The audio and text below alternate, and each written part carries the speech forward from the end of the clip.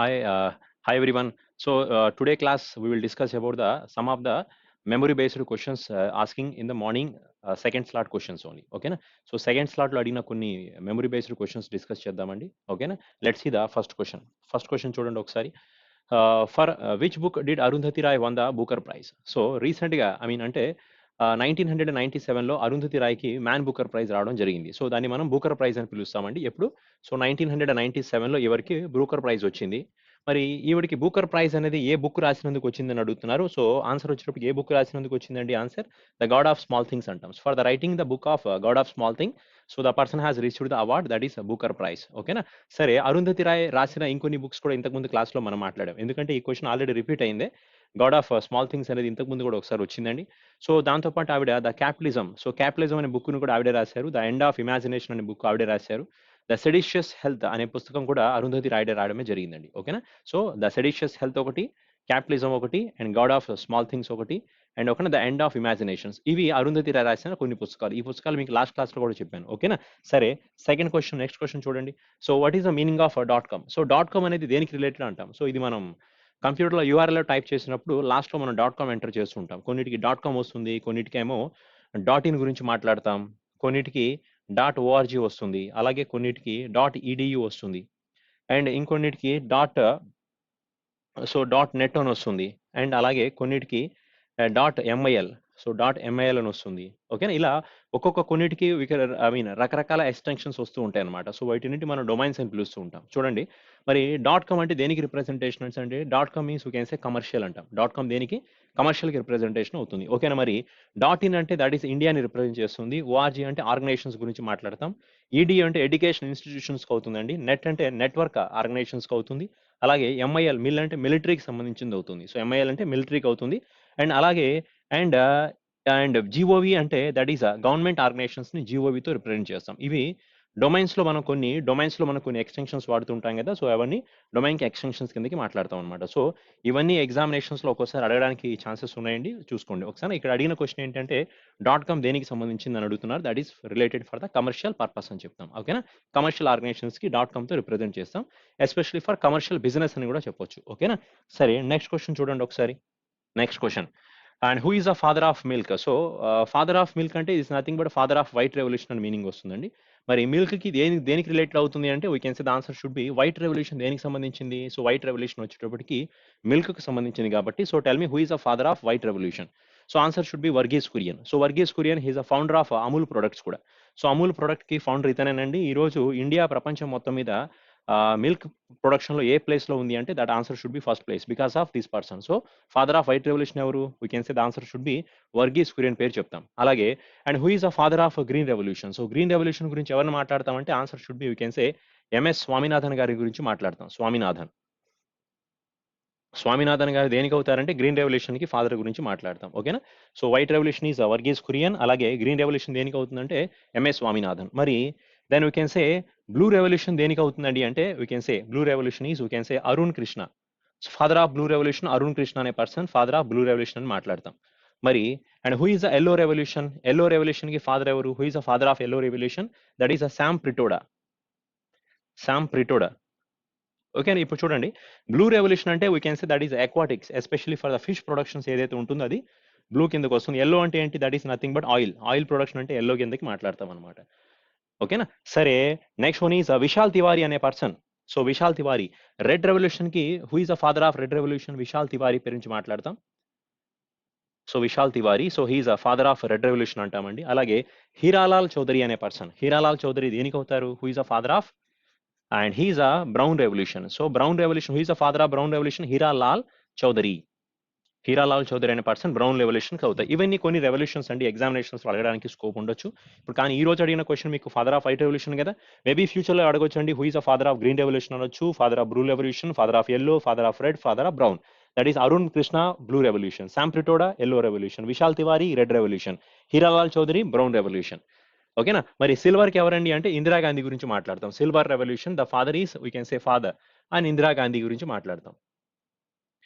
అంటే she is giving the lot of contribution for the egg productions. So that is silver అంటే దేనికి representation అంటే we can say that is egg ప్రొడక్షన్కి మనం silver revolution గురించి మాట్లాడదాం. సిల్వర్ అంటే ఎగ్ అవ్వచ్చు, పౌల్ట్రీస్ కూడా అవ్వచ్చు. మరి సిల్వర్ ఫైబర్ వేరు కదా, సిల్వర్ ఫైబర్ దేని కిందకు వస్తుంది, కాటన్ కిందకు వస్తుంది. ఓకేనా. సరే, మీకు అన్నిటికీ రెవల్యూషన్స్ ఆల్రెడీ ఇంతకుముందు ఒకసారి మాట్లాడున్నాం. So revolutions is very very important అండి. Green revolution, ever green revolution, ఇవన్నీ కూడా అగ్రికల్చర్ కిందకు వస్తాయి అనమాట. గోల్డెన్ రెవల్యూషన్ దేని కిందకు వస్తుందండి అంటే we can say honey production అనేది గోల్డెన్ రెవల్యూషన్ అవుతుంది. గోల్డెన్ ఫైబర్ దేని కిందకు వస్తుంది, జూట్ ప్రొడక్షన్ కిందకు వస్తుంది అనమాట. దెన్ అలాగే సిల్వర్ ఫైబర్ దేనికి అంటే కాటన్ ప్రొడక్షన్ అంటాం. సిల్వర్ అంటే ఎగ్స్ ఆర్ పౌల్ట్రీస్ అంటాం. పింక్ రెవల్యూషన్ దేనికి అండి అంటే ఆనియన్స్ అవ్వచ్చు, ప్రాన్స్ కానీ ఫార్మాసిటికల్స్ కి పింక్ రెవల్యూషన్ అవుతుంది. అలాగే సాఫ్రాన్ రెవల్యూషన్ దేనికి అవుతుంది, ఇది చాలా ఇంపార్టెంట్ అండి. సాఫ్రాన్ రెవల్యూషన్ దేనికండి అంటే we can say solar energy production ని సాఫ్రాన్ ఎనర్జీతో రిప్రజెంటేషన్ చేస్తాం. ఓకేనా. So this is very important. Okay. So next question చూడండి ఒకసారి. Next question. So Manora Fort is located in which place? Manora Fort అనేది ఏ ప్లేస్ లో ఉందని అడుగుతున్నారండి. సో ఈ ఫోర్ట్ ఎక్కడుంది అంటే దిస్ ఈస్ 1814 లో ఈ ఫోర్ట్ ని కన్స్ట్రక్షన్ చేయడం జరిగింది. సో ఎక్కడుంది ఈ ఫోర్ట్ అనేది we can say the answer should B Tamil Nadu state అంటాం. సో ఇది తమిళనాడులో ఉందండి. మరి ఆగ్రా ఫోర్ట్ ఎక్కడుంది అంటే ఆగ్రాలో అని చెప్తాం. సో ఎగ్జామినేషన్స్ లో ఒక్కోసారి అడుగుతూ ఉంటారు కదా, రెడ్ ఫోర్ట్ అనేది ఎక్కడుంది అంటే ఇది చాలా అందరికీ తెలిసిన క్వశ్చనే. Red Fort we can say the answer should be ఢిల్లీలో ఉందని చెప్తామండి.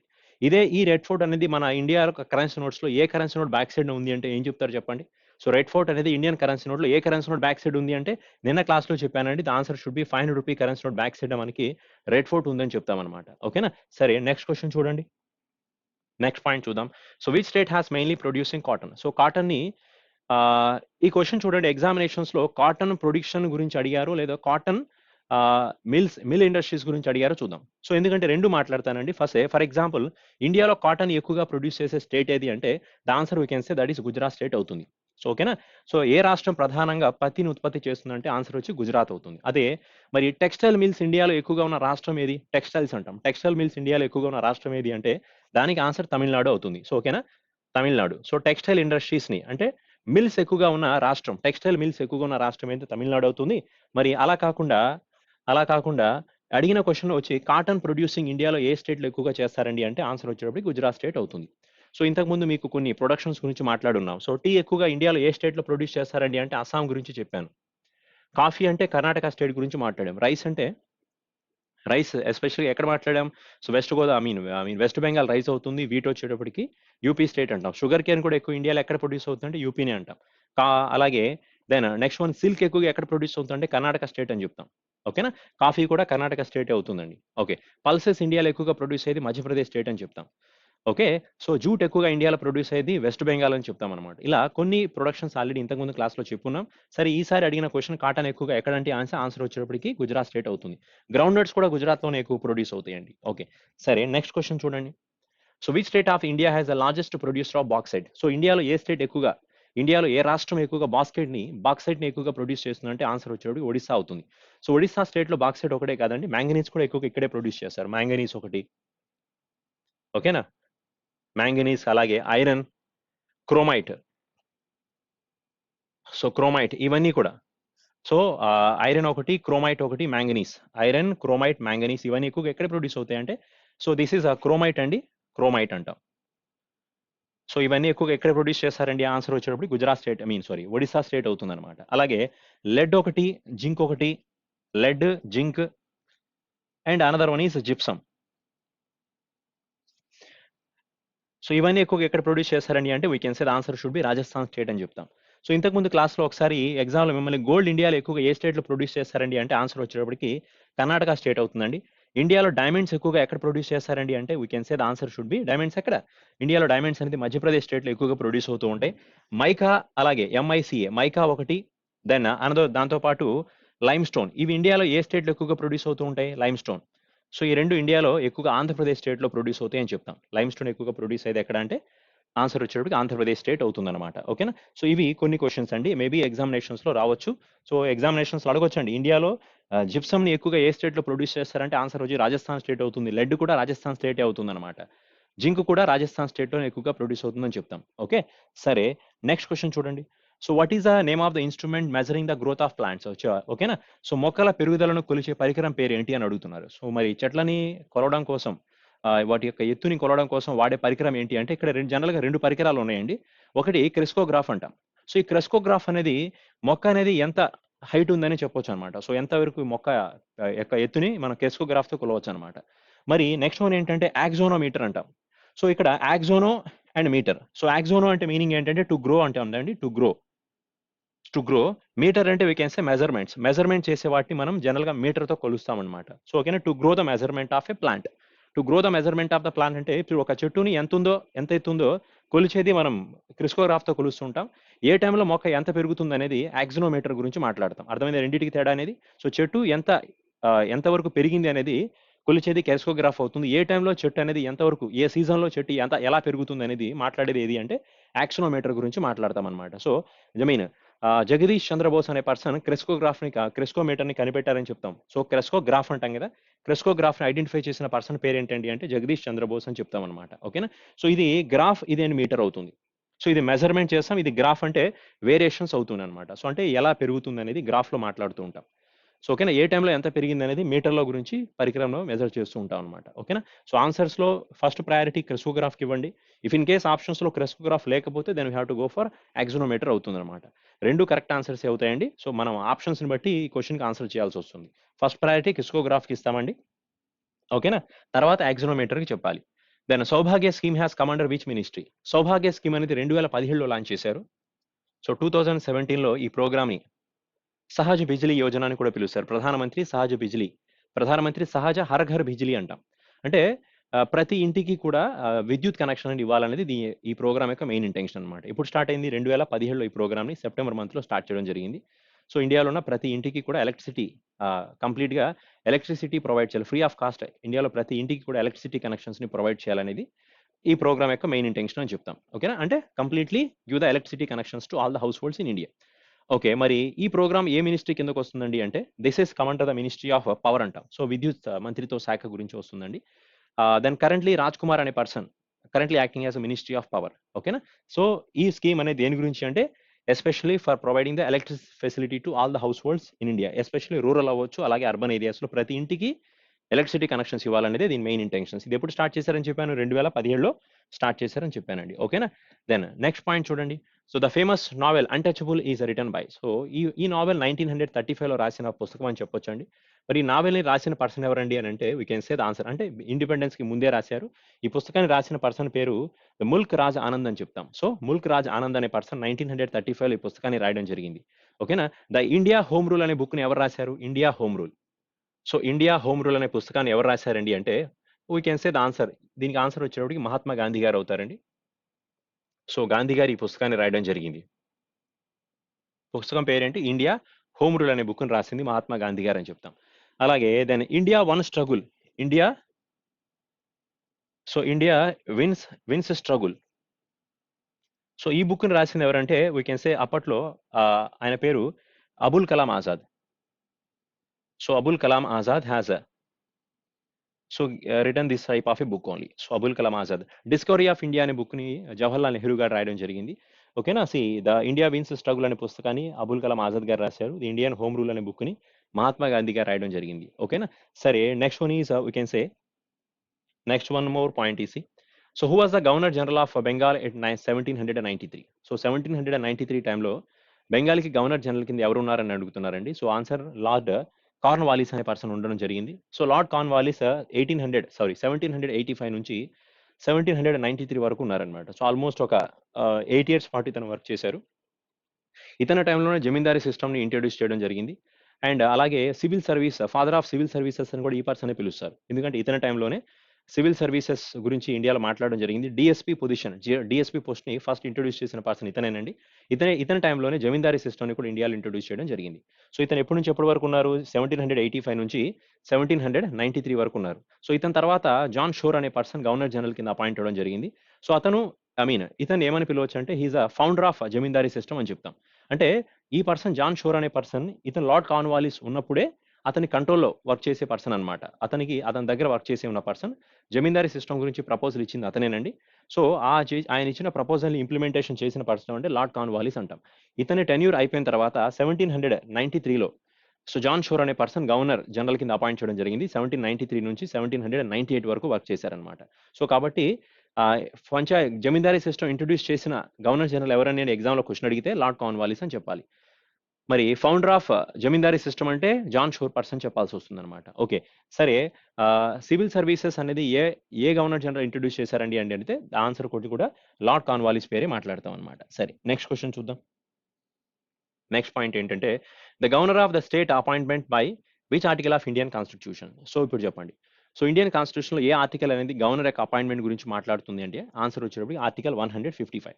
So article 155 of Indian constitution especially saying about the especially దేని గురించి మాట్లాడుతుంది అండి అంటే ఇండియాలో గవర్నర్ని అపాయింట్ చేయాలని చెప్పేది ఆర్టికల్ ఏది అంటే ఆర్టికల్ 155 అవుతుందన్నమాట. సరే ఇండియాలో మరి హైకోర్టుని రిప్రజెంట్ చేసే ఆర్టికల్ ఏదండి అంటే ఏం చెప్తాం? హైకోర్టుని రిప్రజెంట్ చేసే ఆర్టికల్ వచ్చేటప్పటికి సో ఆర్టికల్ 214 నుంచి 237 ఆర్టికల్ వరకు మన హైకోర్టు గురించి మాట్లాడతాం. అలాగే గవర్నర్ గురించి మాట్లాడే ఆర్టికల్స్ ఏమున్నాయి సార్ అంటే గవర్నర్ గురించి ఆర్టికల్ 153 నుంచి 161 వరకు కూడా గవర్నర్ గురించి ఎస్పెషల్గా మాట్లాడతాయి అనమాట.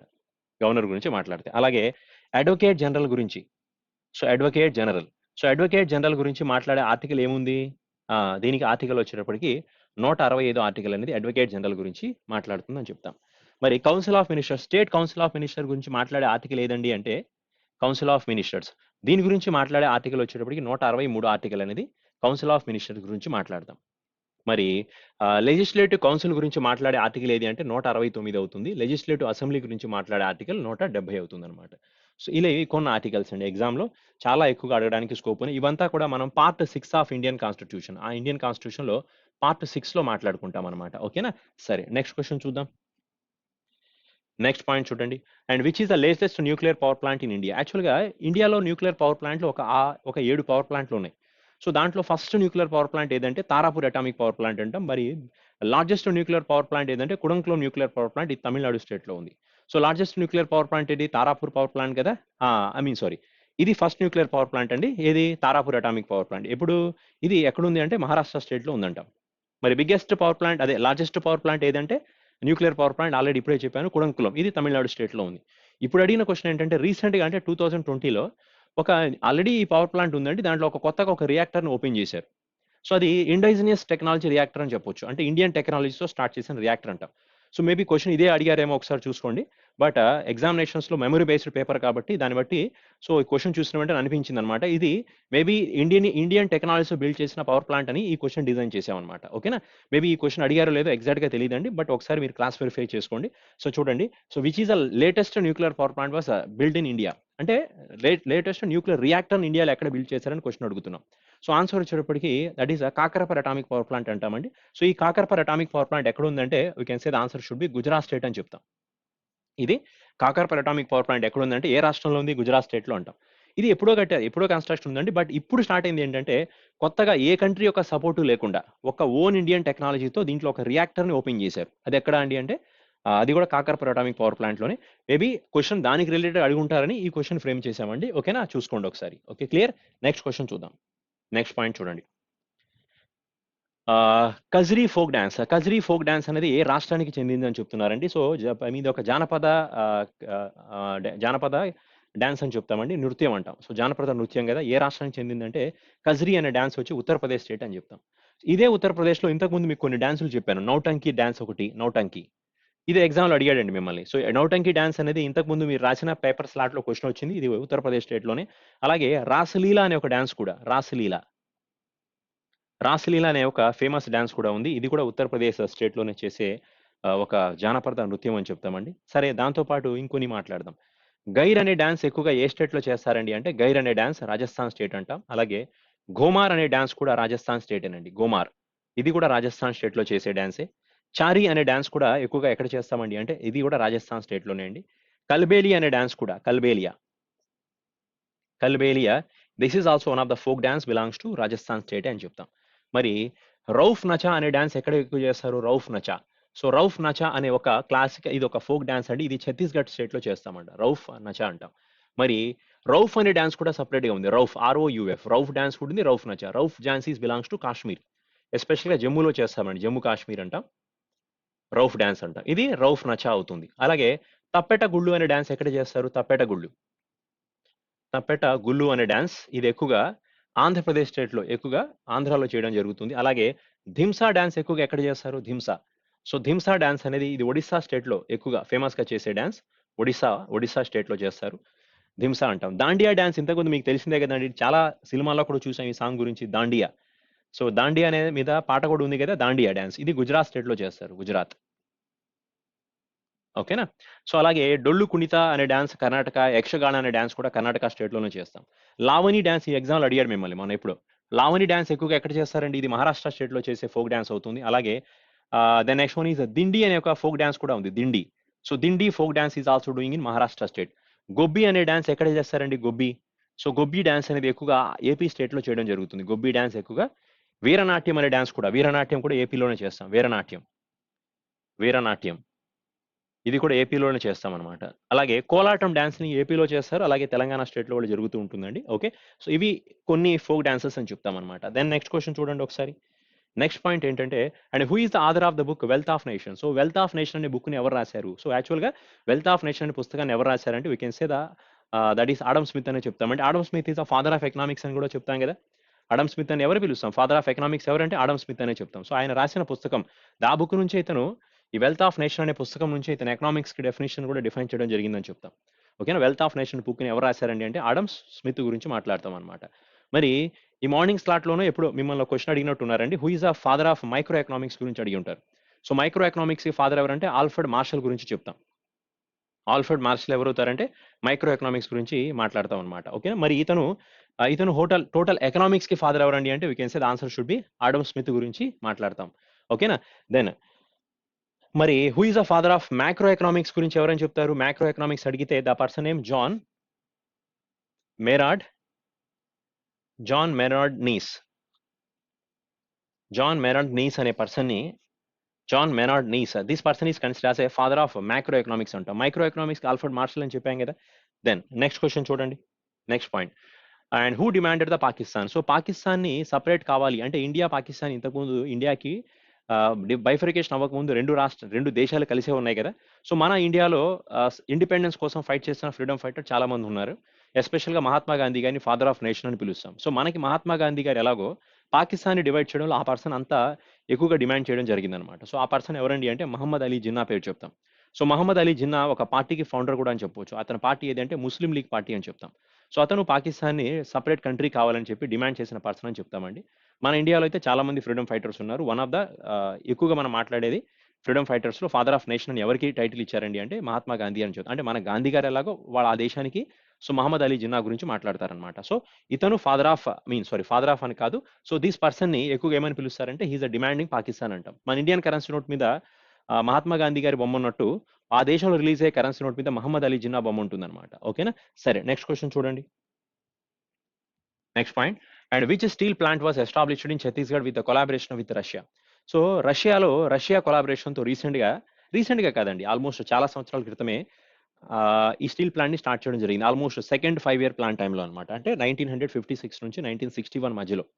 సో, 56 నుంచి 1961 అది సెకండ్ 5 ఇయర్ ప్లాన్ కదా! సో, ఆ సెకండ్ 5 ఇయర్ ప్లాన్‌లో మన ఎక్కువగా ఆబ్జెక్టివ్ ఏంటంటే ఇండస్ట్రియలైజేషన్ అని చెప్తాం.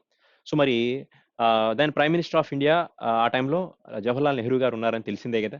మరి చెప్పండి. మరి ఆ టైంలో స్టార్ట్ చేసిన ఒక ప్లాంట్‌ని చెప్తాం. That is Bhilai steel plant అని. ఇది రష్యా కంట్రీ కొలాబరేషన్‌తో అంటే యూఎస్ఎస్ఆర్ కొలాబరేషన్స్‌తో ఈ స్టీల్ ప్లాంట్‌ని పెట్టడం జరిగింది. సో, ఎక్కడ పెట్టారు ఈ స్టీల్ ప్లాంట్‌ని అంటే భిలాయ్ అనే ప్రాంతంలో. భిలాయ్ అనే ప్లేస్ ఎక్కడుంది అంటే ఇది దుర్గ్ డిస్ట్రిక్ట్‌లో ఉంది. దుర్గ్ డిస్ట్రిక్ట్ ఎక్కడుంది అంటే ఇప్పుడు కరెంట్ అది ఛత్తీస్‌గఢ్ స్టేట్‌లో ఉందని చెప్తామన్నమాట. సో, కాబట్టి భిలాయ్ స్టీల్ ప్లాంట్ అనేది ఎక్కడుంది అంటే we can say the answer should be Chhattisgarh state అంటాం. ఓకేనా? మరి భూపేష్ బాఘెల్ అనే పర్సన్ ఈరోజు ఛత్తీస్‌గఢ్‌కి చీఫ్ మినిస్టర్‌గా యాక్ట్ చేస్తున్నారు. అనసూయ ఉకాయ్ అనే పర్సన్ ఛత్తీస్‌గఢ్‌కి గవర్నర్ కింద యాక్ట్ చేస్తున్నారని చెప్తాం. ఓకేనా? సరే ఇంకా ఇండియాలో ఉన్న ఇంకా ఫేమస్ స్టీల్ ప్లాంట్ కూడా ఉంది కదా! Durgapur. So, Durgapur steel plant అనేది ఇదెక్కడుంది దుర్గాపూర్ అనేది వెస్ట్ బెంగాల్‌లో ఉందంటాం. ఈ స్టీల్ ప్లాంట్ ఎవరి కొలాబరేషన్స్‌తో స్టార్ట్ చేశారండి అంటే we can say the answer is Britain country కొలాబరేషన్‌తో ఈ స్టీల్ ప్లాంట్‌ని చేయడం జరిగింది. తర్వాత Rourkela. So, Rourkela steel plant కూడా ఒడిస్సా స్టేట్‌లో ఉంది కదా! ఈ స్టీల్ ప్లాంట్‌ని అండ్ ఓకేనా? ఈ స్టీల్ ప్లాంట్‌ని జర్మనీ కంట్రీ కొలాబరేషన్స్‌తో కన్‌స్ట్రక్షన్ చేయడం జరిగింది. ఇదెక్కడుంచారు? ఈ కోల్ ప్లాంట్ వచ్చేటప్పటికి ఒడిస్సా స్టేట్‌లో ఉంది. ఓకేనా? దుర్గాపూర్ అనే స్టీల్ ప్లాంట్ అనేది వెస్ట్ బెంగాల్ స్టేట్‌లో ఉందని చెప్తామన్నమాట. ఓకే. దెన్ నెక్స్ట్ క్వెషన్ చూడండి. Next point. So, in which year ISRO started the human space centre. అంటే ఏమన్నాడంటే ఇస్రో మానవ అంతరిక్ష కేంద్రాన్ని ఏ సంవత్సరంలో ప్రారంభించిందని చెప్తాం. యాక్చువల్‌గా ఈ ప్రపోజల్ అనేది ఎందుకంటే గగన్యాన్ ప్రాజెక్ట్ అనేది 2021 డిసెంబర్ మంత్‌లో గగన్యాన్ ప్రాజెక్ట్‌ని అంటే స్పేస్‌లోకి కొంతమంది హ్యూమన్స్‌ని పంపించాలని మన వాళ్ళు అనుకుంటున్నారు చంద్రుడి మీదకి. మరి ఈ గగనయాన్ ప్రాజెక్ట్‌ని కన్‌స్ట్రక్షన్ చేయడం కోసం వాళ్ళకి కొంత హ్యూమన్ స్పేస్ సెంటర్స్ కావాల్సొస్తుందనమాట. సో, హ్యూమన్ స్పేస్ సెంటర్‌ని ఫస్ట్‌లో ఐ మీన్ బెంగుళూరులో పెట్టాలనుకున్నారండి. కానీ తర్వాత ఏం చేశారంటే, ఆ హ్యూమన్ స్పేస్ అంటే కర్ణాటక స్టేట్‌లోనే ఫస్ట్ బెంగుళూరులో పెడదాం అనుకున్నారు. దాని తర్వాత దీన్ని ఎక్కడికి మార్చారండి అంటే చిల్లకెరే. చిల్లకెరే అని ఒక విలేజ్ ఉందండి. కర్ణాటకలో చిల్లకెరే అని ఒక విలేజ్ ఉంది. అక్కడ ఈ హ్యూమన్ స్పేస్ సెంటర్‌ని స్టార్ట్ చేయడం జరిగింది. చిల్లకెరే. ఫస్ట్ పెట్టాలనుకుంది ఎక్కడ అంటే ఆన్సర్ వచ్చేది బెంగుళూరు అవుతుంది. తర్వాత పెట్టింది ఎక్కడంటే చిలకర అనే ప్లేస్‌లో పెట్టడం జరిగింది. సో, ఫస్ట్ ఈ ప్లాన్‌ని ప్రపోజల్ వచ్చేటికి 30 జనవరి 2019న ఈ ప్రపోజల్ అనేది వచ్చింది. బట్ 2020లో దాన్ని స్టార్ట్ చేయడం జరిగిందని చెప్తామండి. బట్ ఫస్ట్ వాళ్ళు చెప్పింది అంతరిక్ష కేంద్రాన్ని ఏ సంవత్సరంలో ప్రారంభించింది అని చెప్తే we can say the answer జనవరిలో ప్రపోజల్స్ ఉన్నాయి. బట్ స్టార్ట్ చేసింది ఎప్పుడంటే దెన్ వి కెన్ సే 2020 రీసెంట్‌గానే చిల్లకర అనే ప్లేస్‌లో స్టార్ట్ చేశారు. బట్ ఫస్ట్ ఇనిషియలైజేషన్ జరిగింది బెంగుళూరులో. అది ఏ డేట్ అంటే 30 జనవరి 2019 అని చెప్తామండి. ఓకేనా? సరే. నెక్స్ట్ పాయింట్ చూడండి. ఆహ్, ఓకేనా? దెన్ నెక్స్ట్ పాయింట్ చూడండి. Which organization has replaced the league of nations అదే క్విజ్‌లెట్. సో, లీగ్ ఆఫ్ నేషన్‌ని రీప్లేస్ చేస్తూ ఏ ఆర్గనైజేషన్‌ని స్టార్ట్ చేశారని చెప్తున్నారు. The answer is united nations organizations అండి. ఇది స్టార్ట్ అయింది 1945 వి కెన్ సే 1945 సంవత్సరంలో అక్టోబర్ 24 తారీఖున యునైటెడ్ నేషన్స్ ఆర్గనైజేషన్‌ని స్టార్ట్ చేశారు. ఇది దేన్ని రీప్లేస్ చేసిందండి అంటే లీగ్ ఆఫ్ నేషన్స్‌ని రీప్లేస్ చేసిందని చెప్తాం. ఈ లీగ్ ఆఫ్ నేషన్ యాక్చువల్‌గా 1920లో స్టార్ట్ చేశారు. 1920లో స్టార్ట్ చేశారు. కానీ ఎందుకంటే ఫస్ట్ వరల్డ్ వార్ కంప్లీట్ అయిన తర్వాత లీగ్ ఆఫ్ నేషన్ స్టార్ట్ అయింది. అంటే ఇంకా ఈ లీగ్ ఆఫ్ నేషన్ యొక్క మెయిన్ కాన్సెప్ట్ ఏంటంటే ఫ్యూచర్‌లో ఎటువంటి వార్ రాకుండా చూసుకోవాలనేది కాన్సెప్ట్ అన్నమాట. కానీ సెకండ్ వరల్డ్ వార్ మళ్ళీ జరిగింది గదా! అంటే సెకండ్ వరల్డ్ వార్‌ని ఆ లీగ్ ఆఫ్ నేషన్స్ అనేది కంట్రోల్ చేయలేకపోయింది కాబట్టి సో, ఆల్‌మోస్ట్ తర్వాత ఏం చేశారండి అంటే 1946 ఓకేనా? I mean in the month of April. So, in the month of April 19 or 20 approximately 19 or 20 so, ఆ డేట్స్‌లో ఏం చేశారంటే దీన్ని రీప్లేస్ చేయడం జరిగింది. అంటే క్లోజ్ చేసేసారు. దానికంటే 1 ఇయర్ ముందే మనకి 1945లో యునైటెడ్ నేషన్స్ ఆర్గనైజేషన్‌ని స్టార్ట్ చేశారు. ఎందుకంటే for promotion of international peace that is the main intention of United nations organisations. So, ఈ లీగ్ ఆఫ్ నేషన్స్ అనేది ఇంటర్నేషనల్ పీస్‌ని ప్రమోట్ చేయలేకపోయింది. అంటే సెకండ్ వరల్డ్ వార్‌ని కంట్రోల్ చేయలేకపోయింది కాబట్టి దాన్ని రీప్లేస్ చేస్తూ యునైటెడ్ నేషన్స్ ఆర్గనైజేషన్స్‌ని 1945లో స్టార్ట్ చేయడం జరిగిందని చెప్తాం. సో, యునైటెడ్ నేషన్స్ ఆర్గనైజేషన్స్‌కి హెడ్ ఆఫీస్ ఎక్కడుందంటే ఎప్పుడు చెప్పిందే కదా! న్యూయార్క్‌లో ఉంది. మొత్తం 193 దేశాలు ఉన్నాయని చెప్తాం. 193 దేశం వచ్చి సౌత్ సుడాన్ 2011లో జాయిన్ అయిందని చెప్తాం. అంటానియో గుట్రీస్ అనే పర్సన్ దీనికి సెక్రటరీగా వర్క్ చేస్తున్నారని చెప్తామండి. సో, దీని కింద మొత్తం 6 ప్రిన్సిపల్ ఆర్గనైజేషన్స్ ఉన్నాయని కూడా మాట్లాడతాం. సరే. నెక్స్ట్ వన్ చూడండి. What is the purpose of Amnesty internationals? So, ఈ ఆమ్నెస్టీ ఇంటర్నేషనల్ అనేది 1961 స్టార్ట్ చేయడం జరిగింది. సో, ఎక్కడ స్టార్ట్ చేశారండి అంటే లండన్‌లో స్టార్ట్ చేశారని చెప్తాం. సో, లండన్ అంటే ఎక్కడుంది అంటే we can say the answer should be UK. UK capital లండనే కదా! కరెన్సీ ఏమవుతుంది? పౌండ్ స్టెర్లింగ్ అనేది కరెన్సీ కిందకి మాట్లాడతాం. మరి ఈ ఆమ్నెస్టీ ఇంటర్నేషనల్ యొక్క మెయిన్ పర్పస్ ఏంటి అంటే for promoting the human rights గురించి మాట్లాడుతుంది. ఈ ఆర్గనైజేషన్ ఎక్కువగా డిస్కస్ చేసేది దేని గురించి అండి అంటే హ్యూమన్ రైట్స్ గురించి మాట్లాడతాం. మరి ఇది ఆమ్నెస్టీ ఇంటర్నేషనల్ కదా! అలాగే ట్రాన్స్‌పరెన్సీ ఇంటర్నేషనల్ కూడా ఉంది. సో, ఇది మాట్లాడేది హ్యూమన్ రైట్స్ గురించి. ట్రాన్స్‌పరెన్సీ ఇంటర్నేషనల్ దేని గురించి మాట్లాడుతుంది అంటే that is talking about the corruption గురించి మాట్లాడుతుంది. ఈ మధ్య కాలంలో మీరు చూసారో లేదో యునైటెడ్ నేషన్స్ ఆర్గనైజేషన్ యొక్క పర్పస్ మిమ్మల్ని అడిగారు. యునెస్కో యొక్క పర్పస్ కూడా అడగడం జరిగింది నిన్న షిఫ్ట్‌లో. ఈ రోజు ఆమ్నెస్టీ ఇంటర్నేషనల్ అడుగుతున్నారు. మేబీ రేపు ట్రాన్స్‌పరెన్సీ ఇంటర్నేషనల్ అడుగుతారేమో. లేకపోతే ఒపాక్ గురించి కూడా ఇంతకుముందు మీకు క్వెషన్ వచ్చింది. మేబీ ఈసారి ఆహ్, ఐ మీన్ ఓఈసీడీ గురించి అడగొచ్చు. Economic exporting organisation for economic development countries గురించి ఏమైనా అడగొచ్చు. సో, చూడండి ఇంటర్నేషనల్ ఆర్గనైజేషన్స్ ఒకసారి చూసుకోండి. సో, మేబీ చాలా ఆర్గనైజేషన్స్ ఉన్నాయి. సో, యూఎన్ఓ అవ్వచ్చు, ఓఈసీడీ అవ్వచ్చు. Organisation for economic cooperation development OPEC గురించి ఇంతకుముందు క్వెషన్ వచ్చింది మీకు. అలాగే maybe food and agriculture organisation గురించి కూడా అడగొచ్చు కదా! Food and agriculture related organisations. లేదా వరల్డ్ ఫుడ్ ప్రోగ్రామ్ గురించి కూడా అడగొచ్చు. ఈ ఆర్గనైజేషన్స్‌కి రీసెంట్‌గా నోబెల్ పీస్ ప్రైజ్ కూడా వచ్చింది. మేబీ దాని మీద రిలేటెడ్ క్వెషన్ అడగొచ్చు. లేకపోతే ఇంటర్నేషనల్ కోర్ట్ ఆఫ్ జస్టిస్ మీద క్వెషన్ అడుగుతారేమో చూడండి. ఇంటర్నేషనల్ కోర్ట్ ఆఫ్ జస్టిస్ యొక్క పర్పసెస్ ఏంటి అని. సో, వీటి యాంగిల్‌లో మీరు కాన్సంట్రేషన్ చేయండి. ఎగ్జామినేషన్స్‌లో లాస్ట్ పేపర్స్‌కి అబ్జర్వ్ చేస్తుంటే ఏదో ఒక పేపర్‌లో వీటి రిలేటెడ్ క్వెషన్స్ ఏదో ఒకటి అడుగుతూనే ఉన్నారు. యూఎన్ఓ వచ్చి అయిపోయింది. యునెస్కో గురించి మాట్లాడేశారు. ఒపాక్ గురించి మాట్లాడేశాం. ఇప్పుడేమో ఆమ్నెస్ట్ ఇంటర్నేషనల్ వచ్చి అయిపోయింది. ఇలా ప్రతి ఆర్గనైజేషన్ ఏదో ఒక షిఫ్ట్‌లో వీటి మీద క్వెషన్ పడుతుంది కాబట్టి let's just focus on few international organization. That is very important కదా! సరే నెక్స్ట్ క్వెషన్ చూడండి ఒకసారి. నెక్స్ట్ పాయింట్ ఏంటంటే lactic acid consisting of how many molecules అంటున్నాడండి. సో, లాక్టిక్ యాసిడ్‌లో మొత్తం ఎన్ని మాలిక్యూల్స్ ఉంటాయండి అంటే this is related to biology questions అండి. ఇక్కడ మనకి 2 మాలిక్యూల్స్ ఉన్నాయని చెప్తాం. లాక్టిక్ యాసిడ్ మెయిన్‌గా దేంట్లో ప్రెజెంట్ అయి ఉంటుందంటే we can say milk products అండి. సో, మిల్క్ ప్రొడక్ట్స్‌లో ఎక్కువగా ఈ మిల్క్ అంటే లైక్ మిల్క్ అవ్వచ్చు, కర్డ్ గాని వాటిలో ఎక్కువగా మనకు లాక్టిక్ యాసిడ్ కనబడుతుందన్నమాట. నేను ఎసిటిక్ యాసిడ్ గురించి ఇంతకుముందు క్లాస్‌లో చెప్పాను. Acetic acid. So, acetic acid ఎక్కువగా ప్రెజెంట్ అయ్యేది దేంట్లో అండి అంటే వి కెన్ సే వెనిగర్‌లో ఎక్కువగా ఎసిటిక్ యాసిడ్ గురించి మాట్లాడతాం. మరి యాస్కార్బిక్ యాసిడ్ ఎక్కువగా ఎక్కడ కనబడుతుంది? Ascorbic acid. So ascorbic acid వచ్చి vegetables, fresh fruits and vegetables, fresh fruits and vegetable ascorbic acid అంటాం. బోరిక్ యాసిడ్ వచ్చేటప్పటికి మనం సీ వాటర్లో ఎక్కువగా బోరిక్ యాసిడ్ ఉంటుందని చెప్పాం. సో ఇవి కొన్ని క్వశ్చన్స్ అండి, సరేనా? దెన్ నెక్స్ట్ పాయింట్ చూడండి ఒకసారి. And who was a former chief justice? Who was a former justice, chief justice కాదు, who was a former justice appointed as a chairperson of news broadcasting standard authority of India. So news broadcasting standard authority of ఇండియాకి appoint అయిన chairperson ఎవరైనా అడుగుతున్నారు question. యాక్చువల్గా ఈ question ఎందుకు అడిగారండి అంటే 2019లో జరిగిన అపాయింట్మెంట్ అది, ఇప్పుడుది కాదు. ఆల్మోస్ట్ 2019 అంటే 2 years. సో ఇది 2021 కదా, 2020 సో 2019 మేలో జరిగిన అపాయింట్మెంట్ ఇది. అంటే 1.5 year బిఫోర్ క్వశ్చన్ కూడా ఇప్పుడు అడిగారనమాట. మరి ఇతను ఫార్మర్ జడ్జిగా వర్క్ చేశాడండి ఈ పర్సన్. సో అతను దీనికి ఈ news broadcasting standard authority of ఇండియాకి ఒక హెడ్గా అపాయింట్ చేయడం జరిగింది. అతని పేరు ఏకే సిక్రీ. అంటే ఈ పర్సన్ అప్పట్లో బాగా ఫేమస్గా వినబడింది పర్సన్ పేరు అనేది. మరి ఈ న్యూస్ బ్రాడ్కాస్టింగ్ యొక్క మెయిన్ పర్పస్ ఏంటి అంటే it is regulating the news channels అని చెప్పొచ్చు. 24/7 ఆపరేట్ అయ్యే న్యూస్ ఛానల్స్ ఏవైతే ఉంటాయో 24/7 ఇది మానిటర్ చేస్తుంది. వీటిని న్యూస్ ఛానల్స్ ని మానిటర్ చేసే ఒక ఆర్గనైజేషన్ అని చెప్తాం. దీనికి ఒక ఒక జడ్జిని ఎస్పెషల్లీ, సో ఒక జస్టిస్ ని ఫార్మర్ జస్టిస్ అని చెప్తాం. ఇతన్ని ఏకంగా ఇది ఎలా అపాయింట్ చేశారు? సో దీనికి ఒక చైర్ పర్సన్ కింద అపాయింట్ చేయడం జరిగిందని చెప్తాం అనమాట. ఓకేనా? సరే నెక్స్ట్ క్వశ్చన్ చూడండి. Next point is, you can say, so which type of protein is a highly affinity value of oxygen in the human body? So మన హ్యూమన్ బాడీలో ఏ ప్రోటీన్ అనేది ఎక్కువగా ఆక్సిజన్ ని హోల్డ్ చేయగలదు, ఐ మీన్ క్యారీ చేయగలదని చెప్పొచ్చు. అంటే సామర్థ్యం దేనికి ఎక్కువగా ఆక్సిజన్ ని హోల్డ్ చేసే కెపాసిటీ ఉందంటే we can say the answer should be the haemoglobin అని చెప్తాం. సో ఏమన్నాడు ఇక్కడ?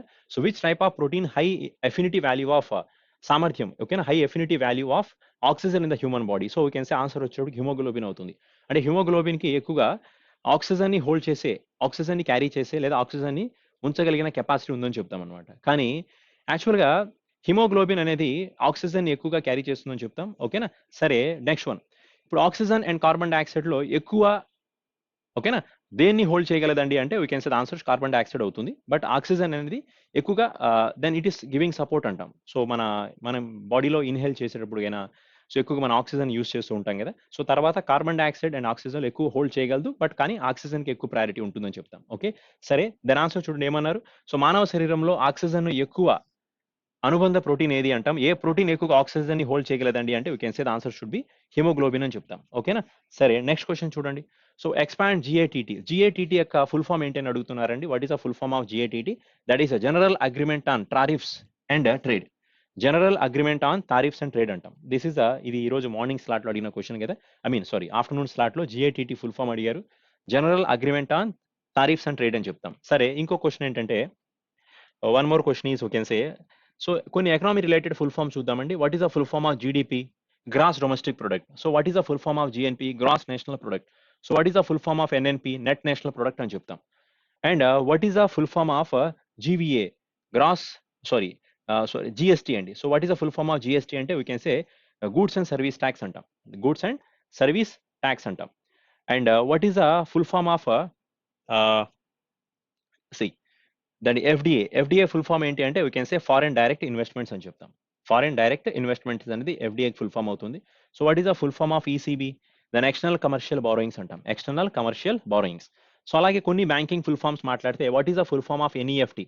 సో ఎన్ఈఎఫ్టీ ఫుల్ ఫామ్ ఏమవుతుందంటే నేషనల్ ఎలక్ట్రానిక్ ఫండ్ ట్రాన్స్ఫర్స్ అంటాం. So what is the full form of NPA? NPA full form ఏంటి? Non performing assets అంటాం. So what is the full form of QFI? Qualified foreign investments అంటాం. So what is the full form of FPA? Foreign portfolio investment అని పిలుస్తాం. ఓకేనా? Then what is the full form of that is IMPS? IMPS full form ఏంటంటే immediate payment service అంటాం. What is the full form of RTGS? Real time gross settlements అని పిలుస్తాం. So what is the full form of UPI? Unified payment interface గురించి మాట్లాడొచ్చు. Unified payment interfaces అంటాం. So ఇవి and కొన్ని banking. So PPP అంటే public private partnership అనొచ్చు, లేదా public I mean purchasing power priority అని కూడా పిలవచ్చు అనమాట. సరే then what is the full form of this is CAD CAD? Current account deficit అంటాం. Current account deficit, that is the meaning of CAD CAD. అలాగే then sorry these are the few full forms అండి. Then next question చూద్దామండి ఒకసారి. So who given the slogan of Jai Jawan జై Kisan? So జై జవాన్ జై కిసాన్ అనే slogan ఎవరిచ్చారండి అని అడుగుతున్నారు. The answer should be Lal Bahadur Shastri గారు చెప్పడం జరిగింది. జై జవాన్ జై కిసాన్. మరి జై జవాన్ జై కిసాన్ జై విజ్ఞాన్ అని చెప్పింది ఎవరండి అంటే అటల్ బిహారీ వాజ్పేయి. ఇది ఓకేనా? జై జవాన్ జై కిసాన్ అయితే లాల్ బహదూర్ శాస్త్రి, జై జవాన్ జై కిసాన్ జై విజ్ఞాన్ అని చెప్పింది ఎవరంటే అటల్ బిహారీ వాజ్పేయి అని చెప్తాం అనమాట. ఓకేనా? మరి and who said the do or die అనే స్లోగన్ ఎవరు చెప్పారంటే మహాత్మా గాంధీ గారు చెప్పారంట. బ్యాక్ టు వేదాస్, దయానంద సరస్వతి గారు బ్యాక్ టు వేదాస్ అని చెప్పడం జరిగింది. ఓకేనా? Then next one is we can say next point easy సి so which year the border road organization was established. The border road ఆర్గనైజేషన్స్ అనేది ఎప్పుడు ఎస్టాబ్లిష్ అని అడిగారండి. ద ఆన్సర్ వచ్చేటప్పటికి 1960 మే 7th ఆపరేట్ చేయడం జరిగింది. సో ఈ బోర్డర్ రోడ్ ఆర్గనైజేషన్స్ యొక్క మెయిన్ పర్పస్ ఏంటి సార్ అంటే, సో ఇది ఎక్కువగా రోడ్ కన్స్ట్రక్షన్స్ కోసం హెల్ప్ చేస్తుందని చెప్తాం. పేరులో ఉందిగా రోడ్ ఆర్గనైజేషన్స్ అంటాం. కాకపోతే ఎక్కడ బోర్డర్స్, సో ఇండియాకి వేరే దేశానికి మధ్యలో కానీ, సో ఒక స్టేట్కి ఎస్పెషల్లీ వేరే స్టేట్స్కి మధ్యలో బోర్డర్స్ కానీ ఇలాంటి వాటిలో రోడ్ కన్స్ట్రక్షన్ చేస్తాం. ఎస్పెషల్లీ ఈ బోర్డర్ రోడ్ ఆర్గనైజేషన్స్ అనేది ఇప్పటి వరకు 19 స్టేట్స్ అలాగే 3 యూనియన్ టెరిటరీలో తన ఆపరేషన్స్ చేస్తుందని చెప్తాం. చాలా ఎక్కువ రోడ్ కన్స్ట్రక్షన్స్ కంప్లీట్ చేసిందండి. అండ్ అటల్ టనల్ ప్రాజెక్ట్ ఏదైతే ఉందో, సో రీసెంట్గా అటల్ టనల్ ప్రాజెక్ట్ని నరేంద్ర మోడీ గారు ఇనాగ్రేట్ చేయడం జరిగింది కదా. సో ఈ అటల్ టనల్ ప్రాజెక్ట్ని కూడా ఈ బోర్డర్ రోడ్ ఆర్గనైజేషన్స్ వాళ్ళే కంప్లీట్ చేయడం కూడా జరిగిందండి. ఓకే, సరే నెక్స్ట్ క్వశ్చన్ చూద్దాం. నెక్స్ట్ వన్ ఈసి ఇది ఒక కరెంట్ అఫైర్స్ న్యూస్ అండి. So this question has asking about దేని గురించి అడిగారంటే Asia pacific the broadcasting union గురించి మాట్లాడుతున్నారు. This is the 5th part అంట, అంటే 5వ సారి జరిగిన ఈవెంట్ అని చెప్తాం. సో కాబట్టి the 5th Asia Pacific broadcasting union, so media summit on climate action and disaster preparedness happiness in which place only. So ఇది ఒక మీడియా సమిట్ జరిగిందని చెప్తాం. ఎందుకంటే especially this summit was focusing on దేని గురించి ఫోకస్ చేశారు అంటే బ్రాడ్కాస్టింగ్ అంటాం. సో అంటే మీడియా బ్రాడ్కాస్టింగ్ గురించి మాట్లాడతాం. దేనికోసం అండి అది అంటే, సో మన ఎన్విరాన్మెంట్ ఏదైతే ఉందో, మన ఎన్విరాన్మెంట్ కానీ మన కల్చర్ కానీ, ఓకేనా, సో సొసైటీస్ అవ్వచ్చు, ఫారెస్ట్లు కానీ, వీటిని సేవ్ చేయడం చెప్పడం. అంటే జనరల్గా పబ్లిక్కి చాలా మందికి అవేర్నెస్ అనేది లేదండి. సో వాటికి ఒక అవేర్నెస్ క్రియేట్ చేయాలి అంటే now days the biggest the source is we can give the informations through the we can give the information to the public about through the media zone. అంటే media నుంచి public కి complete information pass చేయొచ్చు. So అంటే ఎలా use చేసి pass చేయొచ్చు అంటే మీడియాలో, సో వాటి గురించి అవేర్నెస్ ప్రోగ్రామ్స్ ని కండక్ట్ చేయడం కానీ, సో ఈ రోల్ కనుక మీడియా కరెక్ట్ గా రోల్ ప్లే చేస్తే ప్రతి పర్సన్స్ కి సొసైటీ గురించి అవ్వచ్చు, ఎన్విరాన్మెంట్ గురించి అవ్వచ్చు, లేకపోతే పొల్యూషన్ లెవెల్స్ ని కంట్రోల్ చేయడం గురించి కానీ, అన్నిటి గురించి, ఫారెస్ట్ యొక్క ఇంపార్టెన్స్ కానీ అంతా మాట్లాడతాం అనమాట. సో కాబట్టి సో ఈ సమిట్ అనేది మాట్లాడింది వాటి గురించి. సో మరి చెప్పండి ఇది ఎక్కడ జరిగిందని అడుగుతున్నారు. The answer should be you can say కాఠ్మండూలో జరిగిందండి. సో కాఠ్మండూ అనే ప్లేస్ ఎక్కడ ఉంది? నేపాల్లో ఉంది. నేపాల్ కరెన్సీ ఏమవుతుంది? నేపాలీ రూపీ అవుతుంది. ఇదే కాఠ్మండూలో దేనికి హెడ్ క్వార్టర్స్ ఉందండి అంటే we can say the answer should be SAARC, SAARC, SAARC, South Asian Association of Regional Cooperation అని చెప్తాం. The SAARC will have how many countries అంటే ఇంతకుముందు క్లాస్లో చెప్పాను. The answer should be 8 countries అని చెప్తాను. So what are the 8 countries అంటే ప్రీవియస్ క్లాస్లో ఒక కోడ్ చెప్పాను, ఎంబీబీఎస్ పెయిన్ అంటాం. MBBS Spain. సో 8 దేశాలు, so Maldives, Bhutan, Bangladesh, Sri Lanka, Pakistan, Afghanistan, India and Nepal. 8 దేశాలు తప్ప వేరే ఏ కంట్రీ కూడా సార్క్లో లేదని చెప్తాం అనమాట. ఓకేనా, సరే నెక్స్ట్ క్వశ్చన్ చూడండి. ఏషియన్ సమిట్లో ఎన్ని కంట్రీస్ ఉన్నాయంటే ప్రీవియస్ క్లాస్లో మాట్లాడాం. సో ఏషియన్ సమిట్లో ఎన్ని కంట్రీస్ ఉన్నాయంటే we can say 10 countries. Asian సమిట్లో ఇండియా ఉందా అంటే ఇండియా లేదనే చెప్పాలి. India is not available in Asian summit. So India అనేది ఇక్కడ లేదండి. మరి ఎపాక్స్ సమిట్లో ఎన్ని కంట్రీస్ ఉన్నాయండి అని చెప్తే okay the answer should B 21 అని చెప్తాం. సో బ్రిక్స్ సమిట్ రీసెంట్గా ఎక్కడ జరిగిందని అడిగితే ఏం చెప్తారండి అంటే ఆన్సర్ వచ్చేటప్పటికి రష్యా కంట్రీ అని చెప్తాం. ఓకేనా, దెన్ నెక్స్ట్ బ్రిక్స్, ఇది 12th bricks summit. 13th bricks summit వచ్చి ఇండియాలో జరగబోతుందని చెప్తాం. G20 సమిట్ రీసెంట్గా ఎక్కడ జరిగిందండి? ఆన్సర్ వచ్చేటప్పటికి సౌదీ అరేబియా కంట్రీ అని చెప్తాం. Saudi Arabia. సో G20లో ఇండియా ఉందా అంటే ఉంది. బ్రిక్స్లో ఇండియా ఉందా అంటే ఉంది. దెన్ దీంట్లో ఇండియా లేదండి. దేంట్లో? ఏషియన్ సమిట్లో ఇండియా లేదు. SCO సమిట్లో కూడా ఇండియా ఉంది. SCO సమిట్లో కూడా ఇండియా అనేది ఉందండి. సరేనా, నెక్స్ట్ క్వశ్చన్ మాట్లాడండి. నెక్స్ట్ పాయింట్ చూద్దాం. So department of science and technology launches which scheme for women scientist and researchers in the science and engineering. చూడండి, మహిళా శాస్త్రవేత్తలు సైన్స్ మరియు ఇంజనీరింగ్ పరిశోధనల కోసం సైన్స్ అండ్ టెక్నాలజీ విభాగం ఏ పథకాన్ని ప్రారంభించింది? So department of science and technology వాళ్ళు ఉమెన్ ఎంపవర్మెంట్ కోసం, ఎస్పెషల్లీ ఉమెన్స్ని సైన్స్ అండ్ టెక్నాలజీ ఇన్వాల్వ్ చేయడం కోసం, వాళ్ళని ఓకేనా, ఎస్పెషల్లీ ఉమెన్స్లో ఉన్న ఉమెన్స్ని సైన్స్ అండ్ టెక్నాలజీ ఇన్వాల్వ్ చేయాలి. సో ఉమెన్ సైంటిస్ట్ని ప్రమోట్ చేయాలనే ఉద్దేశంతో కొన్ని స్కీమ్స్ లాంచ్ చేయడం జరిగింది. సో ఆ స్కీమ్ పేరెంట్ అని అడుగుతున్నారు. The scheme name is can say Kiran అనేది ఆ స్కీమ్ పేరు అవుతుంది. సో మరి ఆ స్కీమ్ యొక్క ఫుల్ ఫామ్ ఏంటండి అంటే we can say knowledge involvement research advancement through nurturing అంటాం. సో మళ్ళీ చూడండి, knowledge involvement research advancement through nurturing అని చెప్తాం. సో ఇది ఎస్పెషల్లీ ఇది కిరణ్ అంటామండి. పర్పస్ అర్థమైంది కదా, ఉమెన్స్ని ఎంపవర్మెంట్ చేయాలి. దేంట్లో? సైన్స్ అండ్ టెక్నాలజీలో. అంటే ఉమెన్ సైంటిస్ట్ని ప్రమోట్ చేయాలి, ఉమెన్స్ని సైన్స్ అండ్ టెక్నాలజీ ఇన్వాల్వ్ చేయాలి. అది దీని యొక్క మెయిన్ కాన్సెప్ట్ అనమాట. ఓకేనా, సో ఎందుకంటే ఉమెన్స్ని ఈరోజు ప్రతి యాక్టివిటీస్లో ఇన్వాల్వ్ చేయమని చెప్తున్నారు కాబట్టి సో ఈ స్కీమ్ దాని గురించి మాట్లాడతాం. Next one is WWWs is a type of protocol. So WW అనేది ఏ టైప్ ఆఫ్ ప్రోటోకాల్ అంటాం? సో ప్రోటోకాల్ అంటే కమ్యూనికేషన్స్ కోసం వాడేవేనండి. 2 ఎలక్ట్రానిక్ డివైజెస్కి మధ్యలో ఒక కమ్యూనికేషన్ కోసం వాడేవి ప్రోటోకాల్స్ అవుతాయి. సో దాంట్లో డబ్ల్యూడబ్ల్యూడబ్ల్యూ అనేది ఏ టైప్ ఆఫ్ ప్రోటోకాల్ అవుతుందంటే we can say the answer should B HTTP protocol అంటాం. దాన్ని హైపర్ టెక్స్ట్ ట్రాన్స్‌ఫర్ ప్రోటోకాల్ అని చెప్తాం కదా!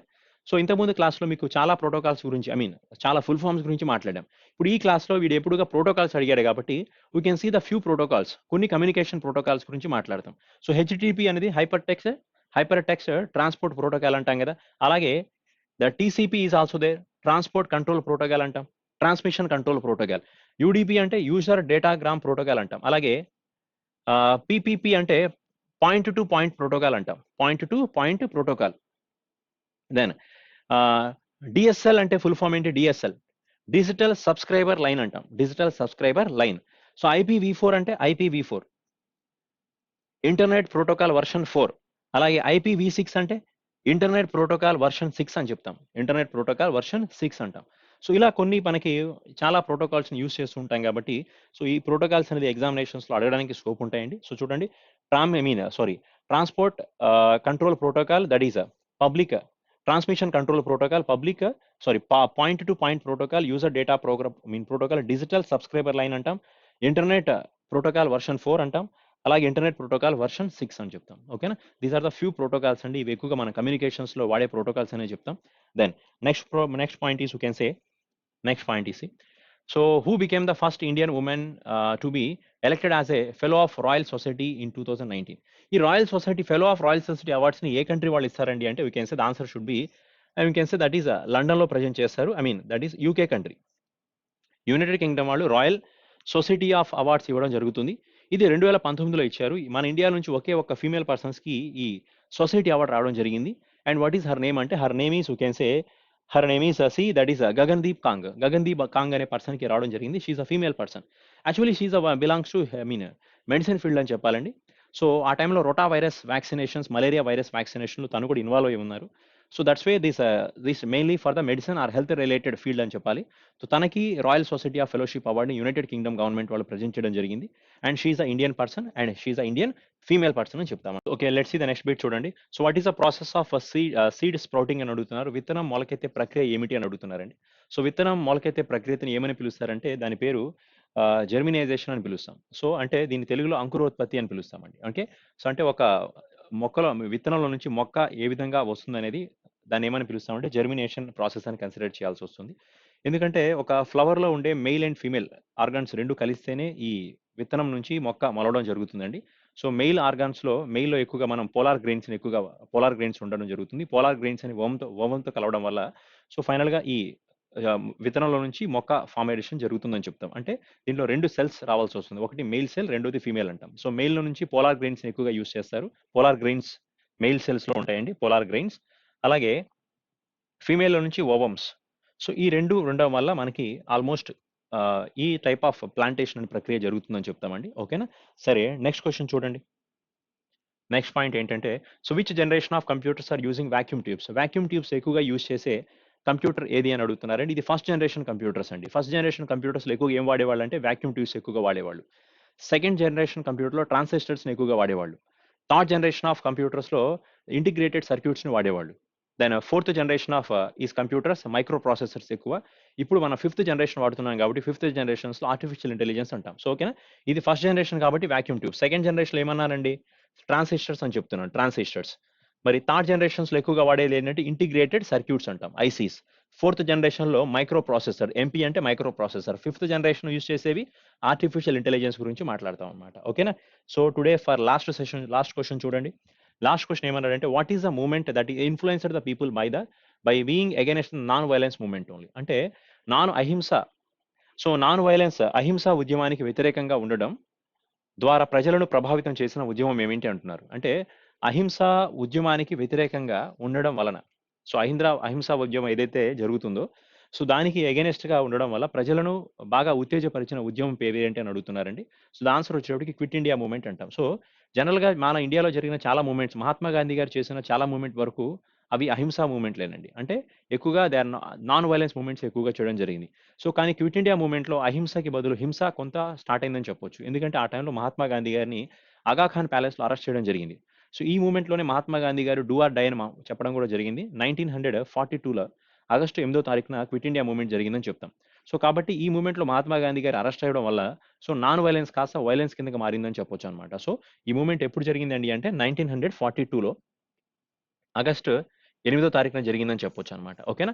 మహాత్మా గాంధీ గారిని అరెస్ట్ చేసిన ప్లేస్ ఏది అంటే ఆగా ఖాన్ ప్యాలెస్ అని చెప్తామనమాట. ఓకేనా?